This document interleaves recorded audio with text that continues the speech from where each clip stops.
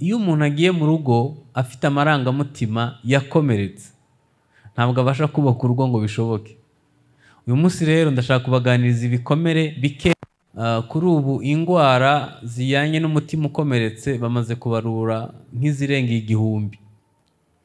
Ubu ngubu baramutse bazanye nka skana bakayishyira hariya mu muryango ikajya isikaninga umuntu yakomeretse n'ufite indwara zikomoka ku gukomereka, abenshi bahita babahamagarira ambulance. Nta nubwo batuma mugenda n'amaguru kubera ko basanga murembye cyane. Ni ikintu cy'ingenzi cyane kumenya ko umwana akwiye kurindwa kugira ngo atagira amarangamutima akomeretse. Kimwe mu bintu ngira ngo tuzi twese, ibikomere biba uruhererekane rw'ibikomere. Sogokuru ashobora kuba yarakomeretsa na papa agakomereka, papa akabimpa nkazabiha umwana wanjye, bikazaba uruhererekane rw'ibikomere. Ibi ndabizi ko mubizi neza. Iyo umuntu yangiritse mu gice cy'umwuka, mu gice cy'ubugingo n'igice cy'umubiri, ntabwo yavamo umugabo mwiza. Ntabwo bishoboka. Ashobora kwitwa umugabo kubera ubwanwa, ariko ntashobora kuzuza inshingano afite amarangamutima yakomeretse. Hanyuma hano ndabizi ko ibyo ndavuga benshi ntibabizi, ariko ikintu cyo nababwira kiri ukuri. Kwimenyaho ibikomere ni umugisha ukomeye, kumenya ko ubifite. Mu kiganga iyo umuntu amenya indwara ni 50% yo gukira. Biragorana iyo umuntu agwaye ariko ntibigere bamenya ko agwaye, bizagorana. Ariko iyo bamenye ko agwaye kanseri, diyabete n'ibindi, bamenya uburyo bamufasha. Abantu benshi rero baragwaye ntabwo bazi ko bagwaye. Kubera iki? Iyo umuntu yakomeretse bigera igihe, reka mbaho urugero mwakumva.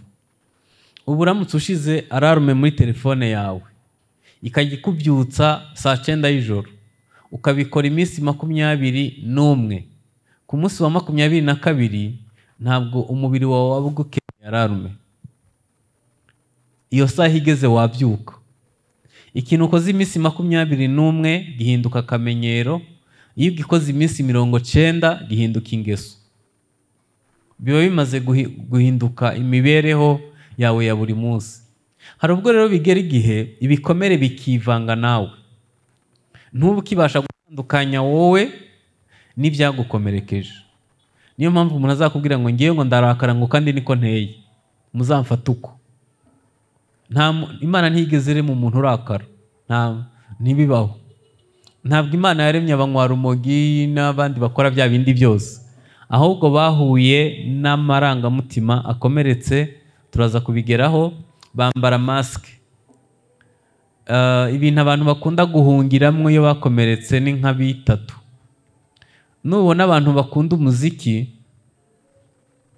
urumva nk'abantu bazamuye umuziki higiriya, barimo kuwudusangiza tutawukeneye, ntabwo twateranye nabo. Ariko uzi ikibazo kiba, abantu bari ku byuma baba bafite muri bo ibivuza induru kuruta ibyuma, akazamura volume cyane ngo acecekeshe ibimurimo. Nubona umuntu ukunda boîte, akunda gusohoka buri gihe, akunda urusaku cyane, akenshi ni ikimenyetso cy'ihungabana.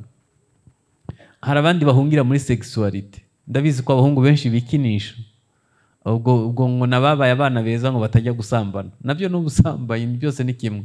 Abana benshi babaswe no kwikinisha, abandi bagiye mu busambanyi. Mu by'ukuri ashobora kubijyamo ashaka affection cyangwa ashaka kwirengagiza ibyamukomerekeje, ariko sexuality akenshi biba ari ubuhungiro, maske nayo. Abandi bakonsoma inzoga ziri hejuru cyangwa se itabi cyangwa pornography, byose bijya kumera kimwe. Ikibabaje, iyo umuntu atangiye kubijyamo ahinduka imbata, ntabwo aba akibasha gukontorora ubuzima bwe kubera ubwo buhungiro bupfuye, ubuhungiro butari ukuri. Yewe no mu rusengero buri hari abantu baba mu murimo w'Imana atari ugukunda Imana cyane, ahubwo ari ubuhungiro bw'ibibazo kuko hano niho yiyumva neza honyine. Iyo arenze uriya muryango arongera akakira ibibazo bye, noneho ukagira ngo akunda mu rusengero cyangwa se akunda kuba mu nzu y'Imana, ariko hano niho yiyumva neza gusa. Ibikomere ububi bwabyo ni uko bigera igihe bigahinduka wowe, ntube ukibasha gutandukanya wowe n'ibyagukomerekeje. Icya kabiri gikomeye ni uko bihindura imyumvire y'umuntu. Reka ngo mbahe akarorero. Hari ubwo bigera igihe umuntu agafata abantu akabashyira mu gatebo kamwe. Nubona umuntu ufata itsinda ry'abantu akagyitirira ikibazo runaka, uzamenye ko akomeretse. Ubu ngubu ubajije umugore yananiwe n'urugo cyangwa se yakomerekeye urugo, yakubwira ko abagabo bose ari ibikoko. Nibyo ra? Abagabo bose ni babi? Aha. Umugabo ufite umugore mubi yakwemeza ko nta mugore muzima n'umwe uba muri iki gihugu. Ubu abarundikazi bose ni babi koko? Iyo ushyira abantu mu gatebo kamwe ni ikimenyetso cyo guhungabana. Umuntu yakomerekejwe na pasitoro ahita akubwira ko ba pasiteri bose ari amabandi. Ntabwo ari byo. Itsinda ry'abantu ntabwo, ubu ndamutse nambaye indorerwamo z'icyatsi nabona ibintu byose biri ari icyatsi. Bigera igihe ibikomere bigahindura imyumvire yawe. Nzahora ntotezwa, abantu baranyanga, nta muntu muzima unyitaho, kubera amarangamutima yo gukomereka. Cyane cyane iyo umuntu yakomerekejwe no gutabwa, no kwangwa, no kuba wenyine. Nagira ngo mbabwire ko gukomereka bitari amahitamo, ni ibyago umuntu agira, ariko gukira byo ni amahitamo. Kuba warabyawe na wa mupapa ukabyagwa na wa mumama ugakurira muri ya famiye, nta mahitamo wagize, nyine wisanze ariko bimeze. Nta muntu uhitamo aho avukira, abazamubyara n'ubuzima azabaho. Hari igihe umuntu akomereka kubera ko nta kundi, ariko gukira byo ni byiza kujya kuri Yesu ukamubwiza ukuri kw'ibyakubayeho. Hanyuma ikindi ni uko ibikomere ni ibyanzu Satani yinjiriramo. Iyo ahantu hadakinze ipusi zirinjira n'ibindi bintu. Iyo umuntu afite umutima ukomeretse ategwa byoroshe. Niyo mpamvu umuntu ashobora kugera igihe akavuga ngo ibi bintu byarananiye. Byakunaniye gute? Birashoboka ko ari umutima ukomeretse. Hanyuma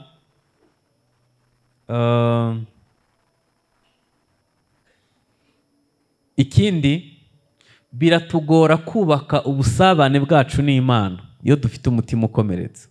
Akarorero, niba papa we yari umupapa mubi, bizakugora gusenga ngo Data wa twese uri mu ijuru. Igisobanuro cya papa ntabwo ukizi. Iyo ugeze kuvuga izina papa wumva bibishe.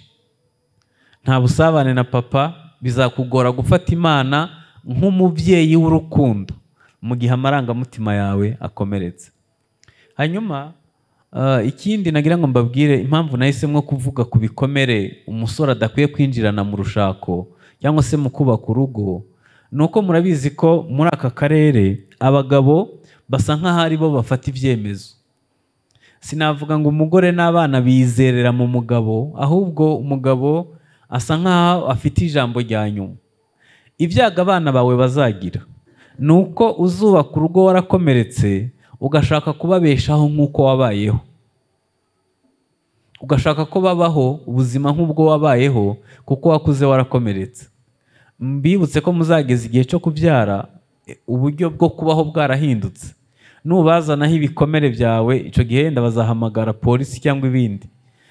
Ukwiye kwitoza gukira mbere yo kwinjira mu rugo kugira ngo uzajyeyo uri umugabo. Iyo tuvuze umugabo, ni umugabo ufite indangagaciro cyangwa se indangagaciro ni iki? Valeur. Ufite valeur nzima, nazo ziva ahantu habiri, ni muri famiye no mu bukirisitu. Nkubwire gute? Niba utari n'umukristo cyane, basi uzaba umuntu uzaba inyangamugayo, uzaba umuntu w'imfura, umuntu yarezwe, umuntu utikunda, umuntu.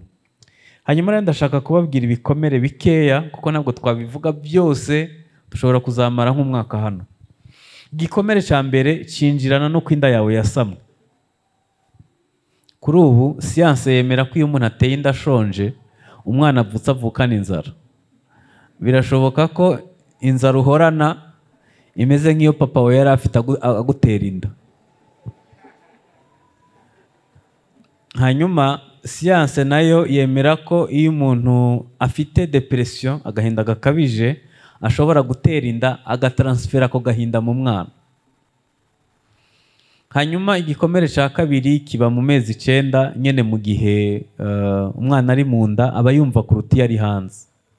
Hajya we n'ibiki wumvisha. Niba papa ataha atontoma avuga nabi, ari wa mupapa nyene umeze kwa kundi, ndabizi ko bizakugiraho ingaruka. Ukwiye kubyitondera. Hanyuma ikindi gikomere nyene kiba ku munsi umwe wavutse kugera ku myaka 3, aho umwana yakira ibintu 70% bishasha. Murabizi ko nta muntu yigisha umwana ngo vuga ikirundi A B C, oya, nta muvyeyi kuba yarakuriye ahantu gusa havugwa ikirundi akivuga neza. Ni nk'uko uruhinja ruvutse ukarujyana mu Bufaransa ntago rwavuga ikirundi, rwavuga igifaransa. Ibyo nta muntu byigisha umwana. Afata ibintu 70% bishasha. Imyitwarire yawe birasa n'ibyo wakiriye kiriya gihe. Hanyuma igikomere cya 4 kiba kuva ku myaka 3 kugera ku myaka 5, 6. Nico gihe karagiteri iforoma, nico gihe bigena bamenya impano y'umwana, nico gihe bamenya umuhamagaro we, nico gihe bamenya udukino akina tugaruka kuri sex twinshi. Ico gihe nico gihe gikomeye. Iyo karagiteri yiforomye igoramye ntabwo ushobora kuvamo umugabo mwiza, ntabwo bishoboka. Biterwa n'amaboko agufite. Aho hantu ndabizi ko abana benshi twarahaguye. Hari abantu uzabona baseka bibagiwe kubera ko niwabo nyene ntibasekaga.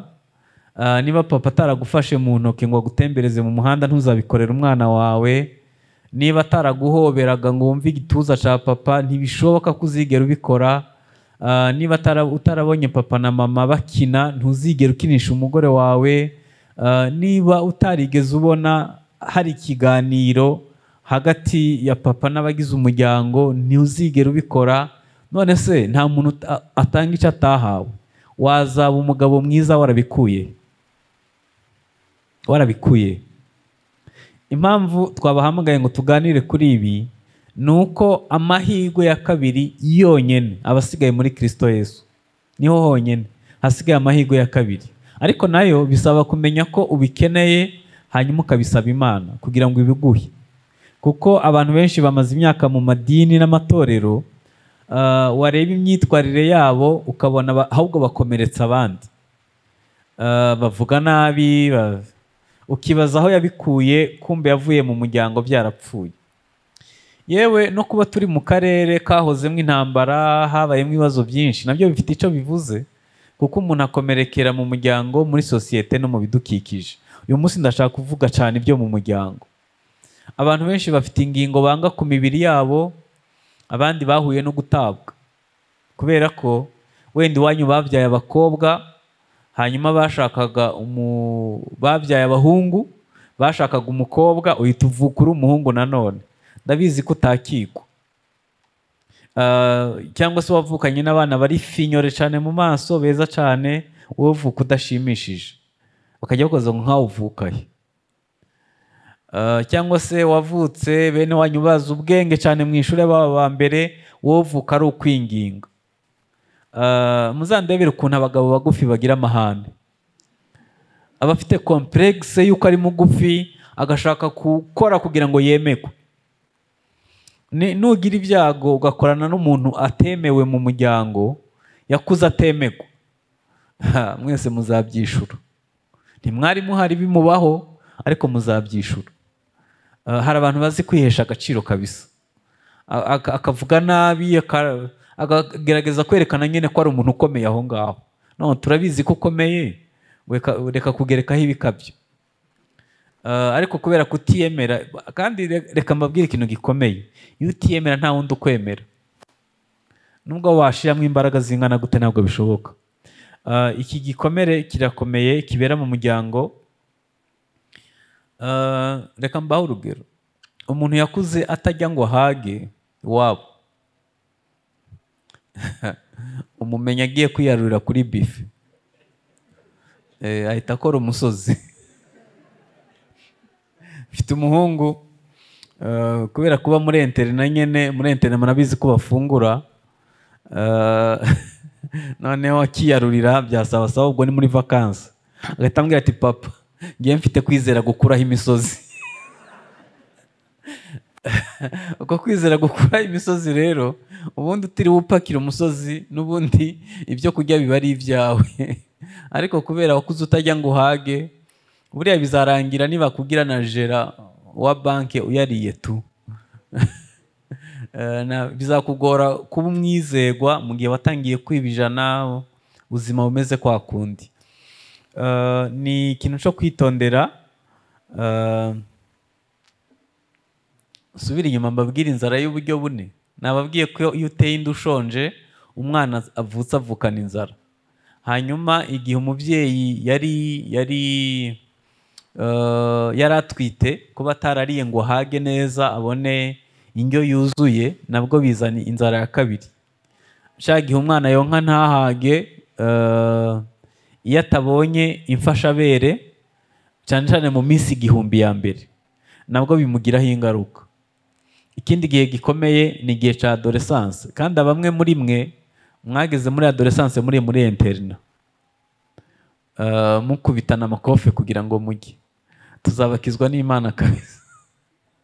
Uwo muntu bizaba bikomeye mu gihe kizakurikiraho. Ikindi nagira ngo mwumve, umuntu ashobora kugira inzara isanzwe y'umubiri, niyo nasobanuraga. Ashobora kugira inzara mu marangamutima, manque affection. Ashobora kugira inzara mu buryo buri intellectuel. Ngenza abantu bize kaminuza ariko avuga ukabona nta bwenge agira kabisa, kandi mu biharuro yabaga uwa mbere, ibintu byose yari abizi, ariko wareba ukuntu atanga ibitekerezo ukabona hari ahantu yasigaye. Ari hano arakora ku buryo twese tumenya ko ahari, kubera ko cya gihe mu karagiteri yiforoma batamuhaye uburenganzira bwo kwisanzura, nyine ni cya gihe aba abonye cyo kubikora. Inzara ya kane ni inzara nyine yo mu buryo bwo kubaha Imana, inzara y'umwuka. Hajya wabyawe nande? Ubuzima bwagenze gute muri icyo gihe cyose mvuze? Icyo gikomere uzirinde ntukinjirane mu rushako, uzacekinge ko buri gace kose kubatse neza, kuko kimwe mu bizagutera ikibazo mu rugo ni uburyo wubatsemo imbere muri wewe muri icyo gice. Icyo nakwita affection iri maternelle cyangwa paternelle. Igikomere cya kabiri ni igikomere cyo twakwita imibanire ariko yakomeretse.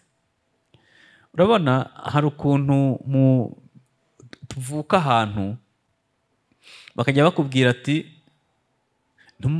ntuzigere ujya mu baturanyi, abaturanyi bararoga. Uzi ikintu baba bagukoreye? Imiyoboro y'urukundo yose ihita yifunga. Ikindi baba bakuremyemo ubwoba ko ushobora gupfa mu kanya akariko kose, ntabwo ushobora kwizera ubuzima. Hari ibintu byinshi byangirika kubera imibanire. Reka mbahe akarorero kari hafi cyane. Ntimurabona umuntu muri korari yananiwe kubana n'abandi? Hari uwo murabona? Halo? Ukabona uwo muntu imibanire ye n'abandi iragoranye cyane kubera imibanire yakomeretse. Imibanire, wibuke ko nurongora hazaba hajemo undi muntu, hazaba hajemo umugore, hazazamwo abana, hazazamwo abo muzatunga n'abandi. Iyo umuntu kubana n'abandi afite aho hantu hakomeretse kubera sosiyete, kubera batamutoje nyine kubana n'abandi, ndabizi ko umugore ntuzigera umwakira. Hari abantu bashaka gukomeza kubaho nk'abasore kubera ko nyine umugore aje asanga uwo muntu ibintu byose abyikanga. Abantu bose ubabonamwo babi, ubabonamwo abagome, ubabonamwo abantu baje kukubangamira. Kandi wibuke ko umugore yaje agomba kumenya ayo ufite mu ikofi na telefone abaguhamagara, muvanga ubuzima bwose. Ariko hari abantu nzi nyine bananiwe kubana n'abandi. Ikindi cya gatatu ni ukureba uburyo ufata ibyemezo. Uburyo ufata ibyemezo nabyo bishobora kugaragaza ko wakomeretse. Abantu bari hano batwara imodoka, mwarabonye ukuntu mu ibarabara ariho hagaragaza kamere z'abantu, abatukana, abahubuka, ababesha. Uzi umuntu ko agutuka yazamuye ibirahuri utarimo no kumwumva ariko gusa ukabonera kugutuka, agafunga umuhanda kandi yari gukingura agata abandi bose bagatambuka, ariko kubera yakuze yikunda, kamere zose n'ibikomere byose bibonera mu ibarabara. Hari abantu adashobora kwihangana segonda imwe gusa kubera ko ubwo buzima ntiyabutojwe. Ni ikintu gikomeye. Uburyo ufatamo ibyemezo bishobora kwica abantu benshi, kandi si wowe gusa upfa, n'abagize umuryango barapfa. Uzajya ureba niba utari umuntu wihutira gufata ibyemezo, udahubuka mu gufata ibyemezo, uri umuntu ubanza gutekereza, bizagufasha. Niba ubayeho ubwo buzima, uzirinde gupfa gushaka, ubanza ubikosore, ubanza ushaka umukansara. Dufite muganga hano. Ikindi ni amarangamutima, kumetiriza amarangamutima yawe. Iyo umuntu yakomeretse biramugora, ashobora guhora acecetse cyane, cyangwa se akarakara ku kigero giteye ubwoba. Imana ntiyigeze irema umuntu n'umwe urakara, ntabwo bibaho. Nta mwana mubi ubaho, nta rugo rubi rubaho, nta munsi mubi ubaho, nta mwaka mubi ubaho, bigirwa bibi n'abantu. Iyo utazi gukontorora umujinya wawe, utekereza ko ari nde mugore azakwihanganira. Hari akantu nkunda kugarukaho, aho umuhungu avuga ngo ariko wagira ngo ninde mukobwa nakwemera, ahubwo ukwiye kwibaza ngo ninde yanyemera nkurikije ukuntu nubatse nabi. Abakobwa bo barahari, ahubwo wowe wubatse ute, umeze ute? Kumenya gukontorora amarangamutima yawe ni ikintu cy'ingenzi. Ngenzi abantu barakara, agafata ikirahuri cyangwa isahani agakubita hasi, kandi ibyo ntugire ngo bitangira akana kakiri gatoya. Niba uri umuntu urakara ukamena ikirahuri, ukamena telefone, niba uri umuntu urakara agahita arara atariye, ariko reka mbabazi, ubundi iyo umuntu yivumbuye ku nkono, ninde muntu ubihombera? Ukwiye kwiga gukontorora amarangamutima yawe, kuko realite z'urugo, urugo ni ikindi. Ntabwo naje kubatera ubwoba, ariko muzatinya ahantu atawuvuga neza ibiberayo, akavuga ati birakomeye gusa. Nta muntu yakubwira ibiberayo, habe n'abadivorce arakubwira ati byari bikomeye gusa, ntakubwira detaye. Aho hantu rero niwinjirayo utazi kumentiriza amarangamutima yawe, ndabizi ko uzakora amakosa menshi. Yesu yari umuntu, yari umuyobozi, uwo twakwita bandebereho. Ntabwo yari umuntu utegeka abantu ibyo bakora, ahubwo yarakora bakamureberaho. Iyo uzi kumetiriza amarangamutima yawe rero, abandi bantu bashobora kukwigiraho, bituma kubategeka gusa cyangwa kubatwaza igitugu. Ikindi ni ukureba niba utarakomeretse mu bijyanye no gukoresha umutungo. Uburyo ukoresha amafaranga, uburyo ukoresha umutungo, ukwiye kuba ubikontorora. Reka ntange akarorero kari hafi. Buriya kumenya ko umuntu yakomeretse ntibigoye. Wansobanurira gute ukuntu umuhungu w'umushomeri utagira akazi atunga telefone y'ibihumbi 250, akagura supuresi y'ibihumbi 50, akajya kubwira ko atagira akazi? Guteze ibihumbi 300 ntabwo ari igishoro. ingenzi abantu batangiye bacuruza ibiyoba mu ibarabara ariko ubu barakize, bateye imbere kubera ko bari abantu bazi iyo umuntu yakomeretse muri ubwo buryo, uzi ikintu kimubaho, ajya nk'uzapfa ejo, ntiyabika ifaranga, ahora yifuza kubera nyine yakomeretse n'ubwo buzima abaho. ari nk'igihe umuntu aza kunsaba, akansaba anyandikiye kuri WhatsApp akambwira ngo urumva ngo ndaburaye ngo inzara iranyishe. Uraburaye wabonye ayo kugura amamega? Waburaye ufite smartphone? Waburaye ujya kuri internet ko guteze? Wagurishije telefone hanyuma ukajya kuyazunguza akazakubyarira telefone nyinshi? Hari abantu bajya nk'abazapfa ejo. Niba ubayeho ubwo buzima ukiri umusore, ni ukuri ntuzavamo umugabo mwiza. Nase nkubeshe. Urundi ruhande nago hari igihe ahita aba apana kuba umureseyare gusa, ahubwo akaba ari umuntu bavuga ingumyi mu Kirundi, umuntu w'ingumyi, umuntu utarekura, umuntu ibintu byose bimuzaho, no mu rugo bizaba biri sansinike. Urabona uburyo umugabo w'umunyafurika hano mu karere k'ibiyaga bigari yubatse, ngira ngo afashwe neza kuruta abami. Bamuzanira ingamba mbiri, bakamutegurira imyenda yambara, ifunguro rya mu gitondo, telefone nziza ni y'umugabo, isaha nziza ni y'umugabo, inkweto nziza ni iz'umugabo, imodoka nziza ni y'umugabo, ibintu byose ni iby'umugabo. Nibaza ko mu rugo umutungo ni 50-50. Mwibuke kandi ko muzababajera. Imana izakwizera ifata umutungo w'abana bose uzabyara n'uw'umugore n'uwawe, yivangire hamwe, hanyuma irebe niba uri uwo kwizerwa mu kujera iby'abandi. Iyo umuntu abaye igisonga kibi rero akaba umujera mubi ku by'abandi, biba byaratangiye ari muto kubera ihungabana. Ikindi kirakomeye ni ikijyanye n'uburyo ukoresha igitsina cyawe. Nari mvuze sex yawe. Mu karere k'ibiyaga bigari niho nibaza, sinzi niba n'ahandi bihaba, nta education sexuelle twahawe, nta burere mbonera gitsina.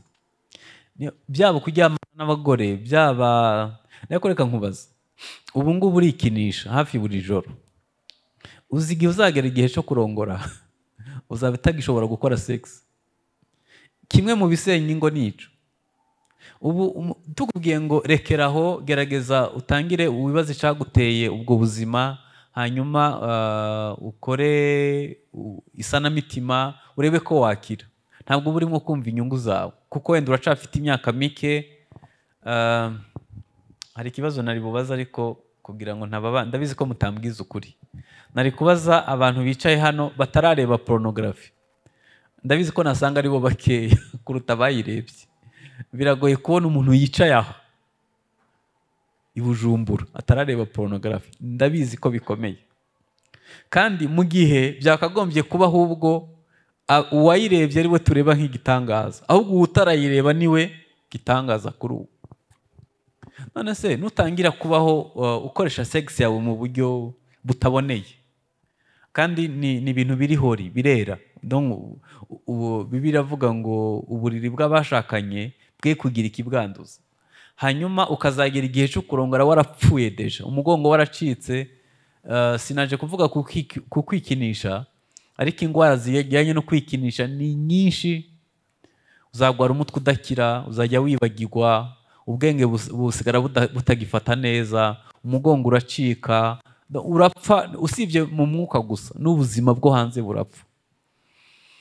Ariko kubera ko byatangiye cya gihe cy'ubwana, muri ya myaka mitoya navuze, bikazamuka kuri ubu ntugifite control. Ukwiye gutangira kwiga kwimetiriza muri iki gihe, kubera ndabizi ko bizakugiraho ingaruka. Ibibazo biri mu ngo ibyinshi bigaruka kuri icyo kintu mvuze, ariko biba byaratangiye umuntu ari muto. Hanyuma ikindi gikomere nzi ko abantu benshi bafite, twakwita uburyo bwo kuramya Imana. hari abantu bafite iresponsabilite bakabyita ko bakunda mu nzu y'Imana ariko barananiwe kuzuza inshingano. Harimo abapasitoro. Mu Rwanda dufite ihuriro ry'abana b'abapasiteri bafite ibikomere bitabarika kandi ni hose, kubera ko bapasiteri bajya kwita ku bandi bagata abana. Kuba abana baratawe rero ahita yumva nyine papa ntamuzi amusura ku ishuri, ntamuzi mu buzima bwo mu rugo, ntibasangira, ntamubwira ibyiyumvo bye uko yiyumva, bigasa nkaho yatawe. Uzi ikintu nzi neza ku bana b'abapasiteri, arakubwira ngo Imana izandinde mu buzima nzapfe ntabaye pasiteri. Hano hari abana b'abapasiteri barimo, babigaragarisha ibiganza nkareba. Mwemeranywa nanjye ibyo mvuze? Ndabizi neza. Aravuga ati nzakora ibindi mu buzima ariko sinzabe pasiteri, kuko pasiteri yagiye mu rusengero yibagirwa ko no mu muryango naho agomba kwita ku bana. Nico kimwe n'abana bafite base bakora imirimo ituma ababyeyi batabonana n'abana, abakorera kure n'ibindi. Icyo gihe rero abantu bagira isura mbi ku byitwa umurimo w'Imana, bagira isura mbi ku bijyanye n'urusengero. Ndabizi ko abajene benshi mu myaka iri imbere dushobora kubabura, kubera ko online kuri ubu iteye imbere. Aravuga ati nzateranira kuri YouTube, ibindi ntibiri ngombwa. Ibi bikomere hari abantu bihisha inyuma yo gukorera Imana ariko harimo kutuzuza inshingano. Rero mwebwe mukiri bato, icyo nababwira ni ikihe? Uzajya wibuka ko umuryango ari wuze imbere y'ibindi. Kuramya Imana abantu benshi babifiteho ibibazo kubera gukomerekera mu rusengero. Igikomere cya nyuma nababwira ni ukubaho utitoza kuzuza inshingano. Hari ijambo nasomye muri Timoteyo ibice 5:8, haravuga ngo utagirira neza udakorera abo mu rugo rwe ababaye mubi hanyuma y'utizera. Umuntu udashobora kuzuza abo mu rugo, kuzuza inshingano z'abo mu rugo rwe ababaye mubi hanyuma y'utizera. Uzi iyo ufite papa utagira icyo yitaho cyangwa ukagira mama utagira icyo yitaho, birababaza cyane. Reka mbabwire ukuntu abantu benshi bakomerekeye aho ngaho. Iyo umuhungu akura abona papa ari umuntu ari irresponsable, hanyuma akabona mama ari we yuzuza inshingano, ahita agwanira ishaka mama we, akajya ku ruhande rwa mama, ukabona ntafite umubano mwiza na papa we, kubera ko nyine murabizi ko n'ubundi abahungu bari yatashe cyane kuri ba mama babo. Iyo bigeretseho kumugwanira ishaka rero biba ari ibindi. Ahantu ni ahantu ho kwitondera cyane. Hajya inshingano z'umugabo ni izihe? Tuzabiganiraho ubutaha. Ariko ntabwo waba witeguye gutanga byose utarabitojwe hakiri kare. Ntabwo waba umuntu uzabasha kurinda amarangamutima y'abagize urugo nawe ubwawe utazi kwirinda. Uko witwara ubu biragaragaza neza umugabo uzaba we uko azaba ameze. Ntabwo waba umuntu watura ibyiza ku bagize umuryango mu gihe nawe wiyaturaho nabi. Byazagorana kuzaba umuntu ukora fellowship musengana n'abana n'umugore wawe mu gihe no kwisenga nawe nyine byakunaniye. Niba byakunaniye gushaka mu maso y'Imana uri muto gutyo, ntabwo uzabikora ari uko wageze mu rugo. Na responsabilité zawe nyinshi ukwiye kubyitoza hakiri kare. Hanyuma nashaka gusoreza ku bintu bibiri. Gukomereka si amahitamo, ni ibyago umuntu agira, ariko gukira byo ni amahitamo. Hanyuma ikindi, ibikomere bitavuwe bikoresha abantu ibyaha. Hari abahungu benshi birirwa biruka nyuma y'abakobwa kugira ngo yuzuze vide y'igikomere yatewe no kubura affection ya mama. Nubona inshuti zawe nyinshi ugira ari abakobwa gusa, wiyumva neza iyo uri mu bakobwa, uzamenye icyo ujya gushaka. Ni ikibazo cya affection. hanyuma ni nk'uko abakobwa nabo biyumva neza iyo bari mu bahungu kubera gushakisha affection kuri se. Bifite icyo byagutwaye, ukwiye kubyemera, hanyuma ugashaka Yesu nk'umukiza wawe akagira icyo abikoraho. Ibikomere bitavuwe bikoresha abantu ibyaha. Nigeze gutangira mbabwira ko abantu bahungira muri sexualité, abandi bakajya mu nzoga n'ibiyobyabwenge, abandi bakajya mu muziki kugira ngo biyibagize ibyo babitse imbere muri bo. Ikindi ari ingaruka mbi ku bikomere, hari ubwo ibikomere bizana indwara cyangwa se bikazana ihungabana rizatuma utagira ibintu byinshi ugeraho mu buzima. Iyo umuntu akiri muto hari ubwo ashobora kumetiriza gukomereka kwe, yenda bigasa nkaho bidafite icyo bimutwaye, ariko hari n'abandi bageze ku rwego ahubwo rwo gutangira imiti. Si ugushaka gutangira imiti gusa, kuko niba ku myaka nk'iyo ufite utaryama ngo usinzire ni ikimenyetso kibi. Niba wibagirwa imfunguzo uzifite mu ntoke nacyo ni ikimenyetso kibi. Ukwiye kugwana no gukira, kandi inkuru nziza ni uko Yesu ari umukiza wawe, afite icyo yabikoraho. Imana ibahe umugisha mu izina rya Yesu, amen.